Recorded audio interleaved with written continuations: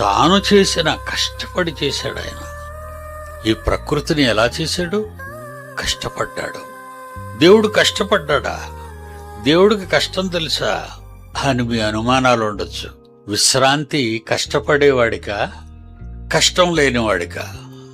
అలసిపోయిన వారు విశ్రాంతి తీసుకుంటారు గాని, కష్టపడేవారు విశ్రాంతి తీసుకుంటారు గాని, కష్టం లేని దేవుడికి విశ్రాంతి ఎందుకని చాలా మంది ప్రశ్నిస్తారు. ఆయన 6 దినములు కష్టపడిన తర్వాత 7వ దినమున విశ్రాంతి తీసుకున్నాడు అని ఉంటుంది. కష్టపడ్డాడు. మన కోసం కష్టపడ్డాడా? ఎవ్వరి కోసమో కాదు, మన కోసం. మన తండ్రి, మనలను కన్న తండ్రి, మనలను ప్రేమించిన తండ్రి, మన కొరకు తన కుమారుని బలిగా చేసిన మన కన్న తండ్రి, పరలోకపు తండ్రి కష్టపడి 7వ దినమున విశ్రాంతి తీసుకున్నాడు.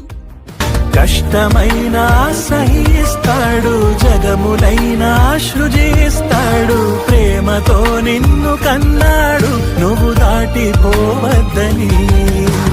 బాధనైనా భరిస్తాడు, యుగములైనా నిరీక్షిస్తాడు. యేసునే వదులుకున్నాడు, నిన్ను వదులుకోలేనని.